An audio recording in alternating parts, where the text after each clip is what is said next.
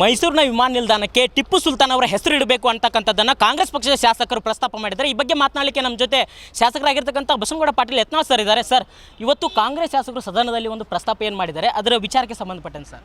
ನೋಡಿ, ಮೈಸೂರು ಮಹಾರಾಜರು ನಾಲ್ವಡಿ ಕೃಷ್ಣರಾಜ ಒಡೆಯರು ಮೈಸೂರು ಭಾಗವನ್ನು ಅಭಿವೃದ್ಧಿಪಡಿಸಿದವರು. ಟಿಪ್ಪು ಸುಲ್ತಾನ್ ಮೈಸೂರು ಭಾಗವನ್ನು ಹಾಳು ಮಾಡಿದಂಥವ. ಲಕ್ಷಾಂತರ ನಮ್ಮ ಕೊಡಗಿನ ಜನರನ್ನು ಕೊಲೆ ಮಾಡಿ ಸಾಮೂಹಿಕ ಹತ್ಯೆ ಮಾಡಿದಂಥವ.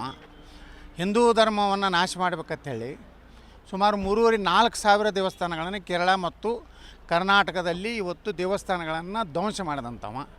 ಶ್ರೀಕೃಷ್ಣ ಏನು ನಮ್ಮ ನಾಲ್ವಡಿ ಜಯಚಾಮರಾಜೇಂದ್ರ ಒಡೆಯರ್ ಏನಾದರೂ ಮೈಸೂರಿನವರು, ಇವತ್ತು ಆ ಭಾಗದಲ್ಲಿ ಒಂದು ವಿಶ್ವವಿದ್ಯಾಲಯ ಆಗಲಿ, ಬಹುಶಃ ಏಷ್ಯಾ ಖಂಡದಲ್ಲೇ ಮೊದಲ ವಿದ್ಯುತ್ತನ್ನು ತಂದವರು ಯಾರಪ್ಪ ಅಂದರೆ ಮೈಸೂರು ಮಹಾರಾಜರು. ನೀರಾವರಿ ಕನ್ನಂಬಾಡಿ ಒಂದು ಆಣೆಕಟ್ಟು ಕಟ್ಟಬೇಕಾದ್ರೆ ಇಡೀ ರಾಜರ ತಮ್ಮ ಮನೆಯಲ್ಲಿರೋ ಬಂಗಾರವನ್ನು ಒತ್ತೆ ಇಟ್ಟು ಆಣೆಕಟ್ಟನ್ನು ಕಟ್ಟಿದಂಥವರು ಮೈಸೂರು ಮಹಾರಾಜರು. ಭಾರತೀಯ ಜನತಾ ಪಾರ್ಟಿ ಆಗಲಿ ನಾವಾಗಲಿ ಮೈಸೂರು ಮಹಾರಾಜರ ಹೆಸರನ್ನೇ ವಿಮಾನ ನಿಲ್ದಾಣಕ್ಕೆ ಇಡಬೇಕು. ಟಿಪ್ಪು ಸುಲ್ತಾನನ ಹೆಸರು ಇಡುವಂಥ ಭಾಳ ಇಚ್ಛೆ ಅವ್ರಿಗಿದ್ರೆ ಕರ್ನಾಟಕದ 8 ಶೌಚಾಲಯಗಳದು ಅದ್ರ ಮೇಲೆ ಇಡಲಿ. ಸರ್, ಶಾಸಕ ಅಭಯ್ ಪ್ರಸಾದ್ ಅವರು ಹೇಳ್ತಾರೆ, ಸಾವರ್ಕರ್ ಫೋಟೋ ಹಾಕ್ತಾರೆ, ಟಿಪ್ಪು ಸುಲ್ತಾನ್ ಅವ್ರ ಜಯಂತಿ ಯಾಕೆ ಮಾಡಬಾರ್ದು, ಟಿಪ್ಪು ಸುಲ್ತಾನ್ ಅವರ ಹೆಸರು ಯಾಕೆ ಏರ್ಪೋರ್ಟಿಗೆ ಇಡಬಾರ್ದು ಅನ್ನುವಂಥ ಪ್ರಶ್ನೆ. ಅಭಯ್ ಪ್ರಸಾದ್ ಅವರು ಡಾಕ್ಟರ್ ಬಾಬಾ ಸಾಹೇಬ್ ಅಂಬೇಡ್ಕರ್ ಅವ್ರ ಜೀವನನೇ ಚರಿತ್ರೆನೇ ಓದಿಲ್ಲ ಅವರು.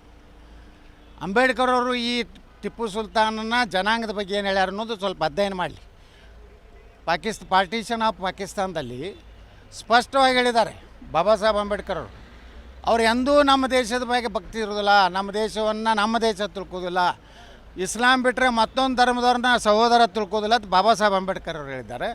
ಕನಿಷ್ಠ ಅದನ್ನಾದರೂ ತಲೆಗಿಟ್ಟುಕೊಂಡು ಇಂಥ ಅತ್ಯಂತ ನಾಚಿಗೇಡಿ ಹೇಳಿಕೆಗಳನ್ನು ಕೊಡಬಾರ್ದು. ಸರ್, ಈ ಅಧಿವೇಶನದಲ್ಲಿ ಉತ್ತರ ಕರ್ನಾಟಕದ ಬಗ್ಗೆ ಎಷ್ಟು ಚರ್ಚೆ ಆಯಿತು, ನಿಮಗೆ ತೃಪ್ತಿ ಆಯಿತಾ ಅಂತ? ನೋಡಿ, ನಿಶ್ಚಿತವಾಗಿಯೂ ಇವತ್ತು ಚರ್ಚೆ ಮುಖ್ಯ ಒಂದು ಗಂಟೆ ಮೊದಲು ಏನಾಗ್ತಿತ್ತು, ನಮ್ಮ ಸರ್ಕಾರ ಹಿಡಿದೇ ಹೇಳ್ತೀನಿ, 11 ಅಧಿವೇಶನ ಆಗ್ಯಾವ ಇಲ್ಲಿ ಬೆಳಗಾವಿ ಒಂದು ಸುವರ್ಣಸೌಧದಲ್ಲಿ. 10ರಲ್ಲಿ ಬರೀ ಕೊನೆ 2 ದಿವಸ ಆಗ್ತಿತ್ತು ಚರ್ಚೆ.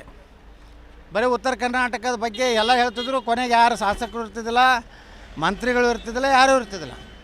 ವಾಪಸ್ಸು ನಮ್ಮ ಏನೇ ಆಗಲಿ ವಿಧಾನಸಭಾ ಅಧ್ಯಕ್ಷರು ಮೊದಲೇ ದಿವಸನ ಅಜೆಂಡಾದಾಗೆ ಉತ್ತರ ಕರ್ನಾಟಕ ಹಾಕಿದ್ರು ನನ್ನ ಒತ್ತಾಯದಿಂದ. ಅದರಿಂದ ಇಟ್ಟು ಚರ್ಚೆ ಪ್ರಾರಂಭ ಆಗಿದೆ, ಸಾಕಷ್ಟು ಆಶ್ವಾಸನೆ ಕೊಟ್ಟಾರೆ.